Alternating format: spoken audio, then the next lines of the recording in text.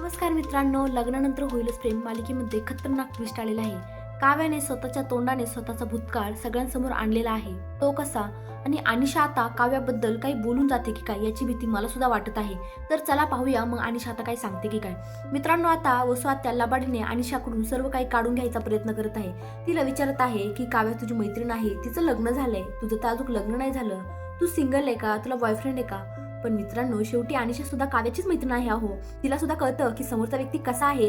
खरंच माणसाने ना माणसं ओळखता यायला पाहिजे, कारण समोरचा व्यक्ती खरंच आपल्या भल्यासाठी बोलतोय की त्याच्या मागे काहीतरी स्वार्थ हेतू आहे हे आपल्याला नक्कीच समजलं पाहिजे. कारण काही काही माणसं खरंच खूप लबाड असतात आणि ही वसुआत्या एक नंबरची लबाड आहे. आणि अनिशाने हे सगळं काही ओळखून आता अनिशा तिला इतकं छान उत्तर देत आहे की अनिशा बोलत आहे की अहो, मला मुलं नाही आवडत, मला मुली आवडतात, मला तुमची रम्या खूप आवडली. बाप रे, हे ऐकून ना मला सुद्धा खूप हसायला आली. अनिशा खरंच किती क्यूट आहे यार, कारण शेवटी काव्याचीच मैत्रीण ना, त्याच्यामुळे काव्याचे गुण तर तिच्यात असणारच ना. म्हणतात ना, गुण नाही लागला पण वाण लागला, काही ते असतं ना, तर तसंच प्रकारचा आहे या दोघींमध्ये सुद्धा. तर आता वसुआत्या फारच भडकलेली आहे अनिशावर.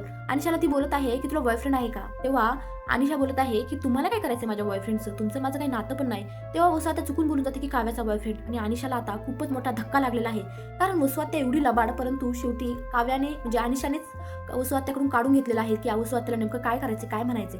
तर इकडे आता जीवा फार चिडलेला आहे नंदिनीवर, कारण जीवाला कळलेलं आहे की नंदिनीमुळे मला हे सगळं प्रोजेक्ट भेटलाय, नंदिनीमुळे मला हा चान्स भेटलाय. त्यामुळे आता तो खूप चिडलेला आहे. जीवा घरी आलेला आहे, सगळेजण त्याचं इतकं आनंदाने स्वागत करत आहे, त्याने केलेल्या कामाचं ते कौतुक करत आहेत. परंतु जीवाच्या मनात वेगळेच विचार चालू आहे. त्याच्या चेहऱ्यावर कसलाही आनंद दिसत नाहीये, चेहऱ्यावर अगदी गंभीरता आणि आता कधी मी एकदाचा भांडतोय नंदिनीशी असं सगळं काही दिसत आहे. तेव्हा आता नंदिनीला तो बोलते आहे की नंदिनी, जे काही झालं हे सगळं तुझ्यामुळे झालंय, कारण तुला तुझ्या कामाचा, तुझ्या ह्याचा मिरवायचंय, तुला तुझ्या याचा बदला घ्यायचा. बदला म्हणजे तेच मोबदला घ्यायचा की तू किती ग्रेट आहे आणि मी तू काहीच करू शकत नाही, तुझ्या वशिल्याशिवाय मी काहीच करू शकत नाही असं तू आता दाखवून दिले. बापरे, नंदिनी बिचारी खूप गोंधळात पडलेली आहे, कारण जीवाने स्पष्टच बोलला आहे. कारण आडेवेडी घेऊन प्रत्येकाला बोलायची सवय असते, परंतु जीवाने डायरेक्ट नंदिनीला बोललेला आहे. मित्रांनो, आता मलाही खूप टेन्शन आलेलं आहे, कारण नंदिनीने खरंच असं काही केलंय का? फोन करून बेडेकरांना काही सांगितले का जीवाविषयी, म्हणून त्यांनी जीवाला हा प्रोजेक्ट दिला. पण आता मलाही काही कळेना, कारण नंदिनीने फोन केलेलं तर दाखवलं नाही. नेमकं असं काय झालं, जीवाला नेमकं असं काय कळलं नंदिनीबद्दल, आता हे पाहणं खरंच खूप महत्त्वाचं आहे. तर इकडे आता पार्थ आणि काव्या दोघांमधलं भांडण मिटण्यासाठी प्रयत्न करत आहेत. तेव्हा आता पार्थ काव्याला बोलत आहे की तुम्ही ना जीवाशी बोला, मी नंदिनीशी बोलतो. जेव्हा काव्या जीवाशी बोलायला जाते तेव्हा जीवा बोलतो की हे बघ, तुला या आमच्या दोघांमध्ये पडायची काहीच गरज नाहीये, तुझा काही संबंध नाहीये, आणि तुला सुद्धा असंच वाटत होतं ना की मी काहीच करू शकत नाही.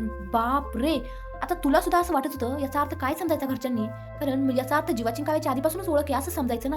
आणि आता पार्थलाही प्रश्न पडलेला आहे. पार्थ बोलतोय की काव्या, हा जीवा असं का बोलतोय की तुला सुद्धा असं वाटत होतं? मित्रांनो, आता खरंच काव्याचा आणि जीवाचा भूतकाळ समोर आलेला आहे, आणि तो काव्याच्या स्वतःच्या बोलण्यामुळे तिच्या स्वतःकडूनच स्वतः सगळ्यांना समजणार आहे की काय आता काय होणार, कसं होणार, काय वाटतं मित्रांनो? कमेंटमध्ये नक्की सांगा. धन्यवाद.